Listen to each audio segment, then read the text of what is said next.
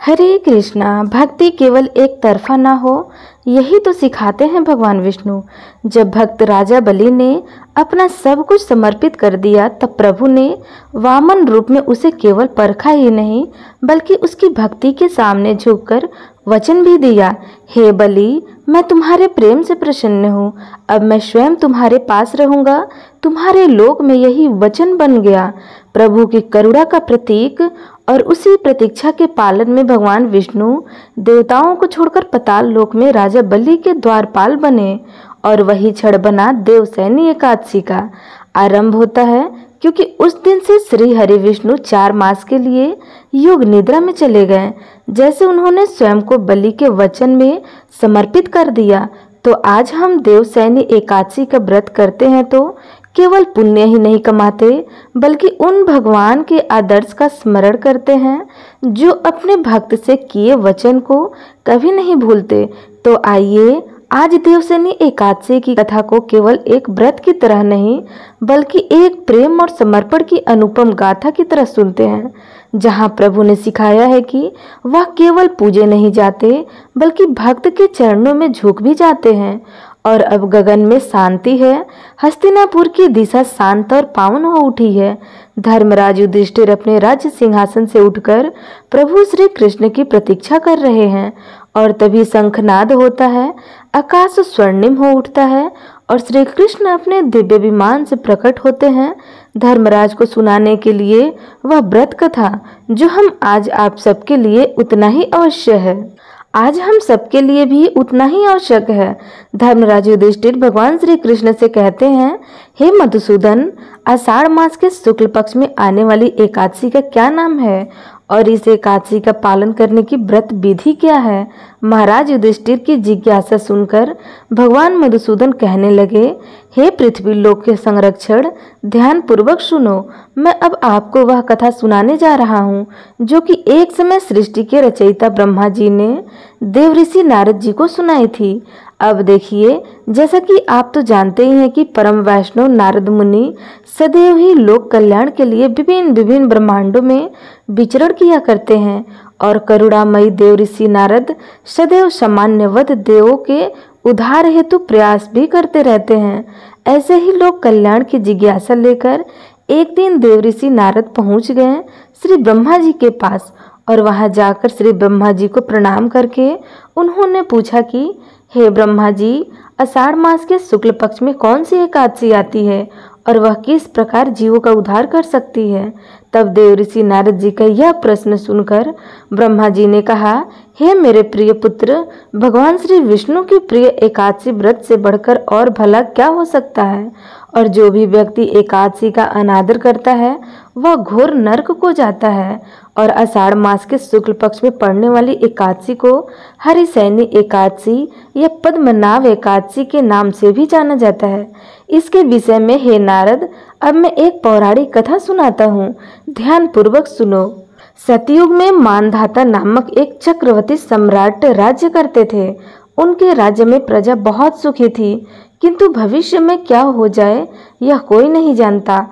अतः वे सम्राट भी इस बात से अनभिज्ञ थे कि उनके राज्य में शीघ्र ही भयंकर अकाल पड़ने वाला है। उनके राज्य में पूरे दिन वर्ष तक वर्षा होने के कारण क्षण अकाल पड़ जाएगा और चारों ओर त्राही त्राही माम मच जाएगा। धर्म पक्ष के यज्ञ, हवन, पिंडदान, व्रत कथा आदि में कमी हो गई। जब मुसीबत पड़ी हो तो धार्मिक कार्य में प्राणी की भला रुचि कहाँ रह जाती है। भीषण अकाल से त्राही त्राही प्रजा ने अब राजा के पास जाकर रक्षा की गुहार लगाई। राजा तो इस स्थिति को लेकर पहले से ही बहुत दुखी थे। वे सोचने लगे कि आखिर मैंने ऐसा कौन सा पाप कर दिया है जिसका दंड मुझे इस रूप में मिल रहा है। फिर इस कष्ट से मुक्ति पाने का कोई साधन करने के उद्देश्य से राजा अपनी सेना को साथ लेकर जंगल की ओर चल पड़े। वहां भटकते भटकते एक दिन वे ब्रह्मा जी के पुत्र अंगिरा ऋषि के आश्रम में जा पहुंचे। उन्होंने अष्टांग प्रणाम किया। ऋषिवर ने आशीर्वाद देने के बाद कुशल मंगल पूछी। फिर जंगल में विचरने और अपने आश्रम में आने का कारण जानना चाहा। तब राजा ने हाथ जोड़कर कहा, हे महामते, मैं सभी प्रकार से धर्म का पालन करता हूँ, फिर भी अपने राज्य में अकाल का दृश्य देख रहा हूँ। आखिर किस कारण से ऐसा हो रहा है? कृपया इस समस्या का कोई समाधान बताइए। तब राजा की यह समस्या सुनकर महर्षि अंगिरा ने कहा, हे राजन, सब युगों से उत्तम यह सतयुग है। इसमें छोटे से छोटे पाप का भी बड़ा भयंकर दंड मिलता है। इसमें धर्म अपने चारों चरणों में व्याप्त रहता है। ब्राह्मण के अलावा किसी अन्य जाति को तप करने का अधिकार ही नहीं है। जबकि हे राजन, आपके राज्य में एक शूद्र तपस्या कर रहा है। यही उसका कारण है कि आपके राज्य में वर्षा नहीं हो रही है। जब तक वह काल को प्राप्ति नहीं होगा, तब तक वह दुर्भिक्ष शांत नहीं होगा। राजन, दुर्भिक्ष की शांति उसे मारने से ही संभव है, किंतु राजा का हृदय एक नर अपराध शूद्र तपस्वी का वध करने के लिए तैयार नहीं हुआ। इसलिए उन्होंने कहा, हे देव, मैं उस निरपराध को मार दूं, बात मेरा मन स्वीकार नहीं करता। कृपया करके आप कोई ऐसा उपाय बताइए। तब महर्षि अंगिरा ने कहा, हे राजन, फिर आषाढ़ मास के शुक्ल पक्ष की एकादशी का आप विधि विधान से पालन करें। इस व्रत के प्रभाव से आपके राज्य में अवश्य ही वर्षा होगी। अपनी समस्या का समाधान सुनकर महाराज मानधाता ने मुनि को प्रणाम किया और उसके बाद वे अपनी सेना सहित अपनी राजधानी वापस लौट आए। फिर चारों वर्णों सहित पद्मनाभा एकादशी का विधि पूर्वक व्रत किया। इस व्रत के पुण्य प्रभाव से राजा के राज्य में मूसलधार वर्षा होने लगी और पूरा राज्य धन धान्य से परिपूर्ण हो गया। भगवान श्री कृष्ण महाराज युधिष्ठिर से कहते हैं, हे राजन, यह महान पुण्यदायी स्वर्ग और मोक्ष प्रदान करने वाली, सभी पापों को हरने वाली तथा उत्तम एकादशी व्रत है। आषाढ़ शुक्ल पक्ष में देवसैनी एकादशी के दिन जिन्होंने कमल पुष्प से कमल लोचन भगवान श्री हरि का पूजन तथा एकादशी का उत्तम व्रत किया है, उन्होंने तीनों लोकों और तीनों सनातन देवताओं का पूजन कर लिया। हरिसैनी एकादशी के दिन मेरा एक स्वरूप राजा बलि के यहाँ रहता है और दूसरा क्षीर सागर में शेषनाग की सैया पर तब तक शयन करता है जब तक आगामी कार्तिकी एकादशी नहीं आ जाती। अतः आषाढ़ शुक्ल एकादशी से लेकर कार्तिक शुक्ल एकादशी तक मनुष्य को भली भांति धर्म का आचरण करना चाहिए और जो मनुष्य इस व्रत का अनुष्ठान करता है वह परम गति को प्राप्त होता है। इस कारण यत्न पूर्वक इस एकादशी का व्रत रखना चाहिए। एकादशी की रात में जागरण करके शंख चक्र और गदा धारण करने वाले भगवान श्री हरि विष्णु की भक्ति पूर्वक पूजा करनी चाहिए। ऐसा करने वाले पुरुष के पुण्य की गणना करने में चतुर्मुख ब्रह्मा जी भी असमर्थ हैं। राजन, जो इस प्रकार भोग और मोक्ष प्रदान करने वाले सर्व पापहारी एकादशी के उत्तम व्रत का पालन करता है, वह जाति का चंडाल होने पर भी संसार में सदा मेरा प्रेम करने वाला होता है। जो मनुष्य दीपदान, पलासा के पत्ते पर भोजन और व्रत करते हुए चौमासा व्यतीत करते हैं, वे मेरे प्रिय हैं। चौमासे में भगवान विष्णु सोए रहते हैं, इसलिए मनुष्य को भी भूमि पर शयन करना चाहिए।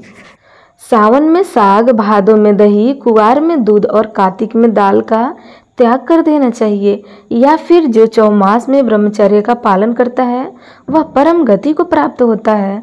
राजन, एकादशी के व्रत से ही मनुष्य सब पापों से मुक्त हो सकता है, अतः सदा इसका व्रत करना चाहिए, कभी भूलना नहीं चाहिए। श्री ब्रह्मा जी देव ऋषि नारद जी से कहते हैं, हे नारद, अब मैं देवसैनी एकादशी व्रत से संबंधित दूसरी पौराणिक कथा भी सुनाता हूँ, इसे भी आप ध्यान पूर्वक सुनो। पौराणिक कथा के अनुसार एक बार राजा बलि ने तीनों लोगों पर अधिकार कर लिया था, जिससे देवी देवतागण परेशान हो गए थे। भयभीत होकर देवराज इंद्र भगवान श्री हरि विष्णु से सहायता मांगने उनके पास पहुँचे। तब श्री हरि ने देवताओं की रक्षा हेतु वामन अवतार धारण कर लिया और भिक्षुक के रूप में राजा बलि के पास दान मांगने पहुँचे। उन्होंने राजा बलि से 3 पग भूमि का दान मांगा, जिसमें वे पहले पग में समस्त दिशाओं सहित संपूर्ण पृथ्वी और आकाश को नाप लेते और दूसरे पग में उन्होंने स्वर्ग को नाप लिया। अब तीसरा पग रखने के लिए कुछ भी शेष न बचा। तो बलि ने अपना शीश आगे करते हुए निवेदन किया कि हे प्रभु, अपना तीसरा पग मेरे सिर पर रख दीजिए। राजा बलि की दानवीरता देखकर भगवान विष्णु बहुत प्रसन्न हुए और बलि के इस दान और समर्पण से प्रसन्न होकर भगवान विष्णु ने बलि को पाताल का अधिपति बना दिया और वर मांगने को कहा। तब राजा बलि ने भगवान से पाताल लोक में ही बसने की इच्छा जताई। तब भगवान विष्णु ने अपने भक्त बलि की इच्छा पूरी की और पाताल लोक चले गए। भगवान के पाताल लोक में जाने से भी सभी देवी देवता और देवी लक्ष्मी अत्यंत चिंतित हो गए। अपने पति को वापस लाने के लिए माँ लक्ष्मी जी एक गरीब स्त्री का रूप धारण कर राजा बलि के पास पहुंची। फिर राजा बलि को राखी बांधकर देवी लक्ष्मी ने उन्हें अपना भाई बना लिया और बदले में भगवान विष्णु को पाताल लोक से वापस ले जाने का वचन लिया। तब भगवान ने राजा बलि को निराश न करते हुए यह वरदान दिया कि वे हर साल आषाढ़ शुक्ल एकादशी से कार्तिक शुक्ल एकादशी यानी कि 4 माह तक पाताल लोक में योग निद्रा में वास करेंगे। इस प्रकार श्री ब्रह्मा जी देवऋषि नारद जी से कहते हैं, हे नारद, इस व्रत को करने से भगवान विष्णु अत्यंत प्रसन्न हो जाते हैं। अतः मोक्ष की इच्छा रखने वाले भक्तों को देवसेनी एकादशी का व्रत अवश्य करना चाहिए। चतुर्मास व्रत भी इसी एकादशी के व्रत से आरंभ किया जाता है। कथा का सार यह है कि अपने कष्टों से मुक्ति पाने के लिए किसी दूसरे का बुरा नहीं करना चाहिए। अपनी शक्ति से और भगवान पर पूरी श्रद्धा और विश्वास रखकर संतों के कहे अनुसार सत्कर्म करने से बड़े बड़े कष्टों से भी सहज की मुक्ति मिल जाती है। अब यह दिव्य संवाद यहीं विश्राम लेता है। हस्तिनापुर की सभा में जब श्री कृष्ण मधुर वचनों से देवसेनी एकादशी की महिमा प्रकट हुई, तब केवल धर्मराज युधिष्ठिर ही नहीं बल्कि समस्त लोगों के लिए व्रत, संयम और श्रद्धा का अमूल्य मार्ग प्रशस्त हो गया। भगवान श्री कृष्ण ने जिस भाव से इस एकादशी के पुण्य को वर्णित किया, वह केवल धर्म का उपदेश नहीं था बल्कि भक्त और भगवान के मध्य अटूट विश्वास का वचन भी था। अब जब श्री हरि विष्णु 4 माह की योग निद्रा में प्रवेश करने जा रहे हैं, तो हम भी अपने भीतर की चंचलता को विश्राम दें और उन 4 महीने को भक्ति, सेवा, संयम और आत्मशुद्धि लगाएं। हे मधुसूदन, जैसे आपने धर्मराज को इस व्रत का अमृत पान करवाया, वैसे ही हम सबके जीवन में भी हर एकादशी हमें पापों से मुक्त कराने वाली बन जाए। जैसे आपने योग निद्रा में भी संसार की रक्षा का प्रण लिया, वैसे ही हमारे जीवन में आपकी कृपा सदैव जागृत रहे। सभी प्रेम से बोलिए श्री हरि विष्णु की जय। देवसेनी एकादशी की जय। देवसेनी एकादशी का यह पावन दिन केवल व्रत और उपवास का नहीं बल्कि मन, वचन और कर्म से भगवान विष्णु की शरण में जाने का पर्व है। आज से भगवान श्री हरि विष्णु 4 मास के लिए योग निद्रा में जाने वाले हैं, लेकिन उनके भक्तों की पूजा, श्रद्धा और भक्ति कभी निष्फल नहीं हो जाती। शास्त्रों में स्पष्ट कहा गया है कि जो भक्त इन चतुर्मास के महीने में तुलसी माता की पूजा करता है, उनके समर्पण को स्वयं भगवान योग निद्रा की अवस्था में भी स्वीकार करता है। तुलसी दल से किया गया एक छोटा सा अर्पण अनंत जन्मों के पापों को हर सकता है। इसलिए आइए अब देवसेनी एकादशी की कथा के बाद हम सुनते हैं तुलसी माता की वह अद्भुत कथा जिसने स्वयं भगवान को अपने प्रेम में बांध लिया है। हे तुलसी माता, आप समस्त तीर्थों से भी श्रेष्ठ हैं। आपके बिना भगवान विष्णु का कोई पूजन पूर्ण नहीं होता। आप भक्तों की हर मनोकामनाएं पूर्ण करने वाली हैं, पापों का नाश करने वाली और सुख शांति प्रदान करने वाली हैं। अपने भक्तों के तप, त्याग और प्रेम से स्वयं भगवान श्री हरि विष्णु को प्राप्त किया गया है। आप पत्थर को भी पावन बना देती हैं और जिस घर में आपका वास होता है वहां दरिद्रता, रोग और दुर्भाग्य कभी नहीं टिक। हम सब आपके चरणों में कोटि कोटि वंदन करते हैं। कृपया करके हमारे जीवन को भी हरि भक्ति से जोड़ दीजिए। हमें निष्कलंक प्रेम, सत्य, श्रद्धा और शुद्ध आचरण प्रदान कीजिए। हे तुलसी माता, हमें इतनी सामर्थ्य दीजिए कि हम इन 4 महीनों तक आपकी सेवा, हरि स्मरण और सत्य आचरण में लगे रहें। तो प्रेम से बोलिए तुलसी माता की जय।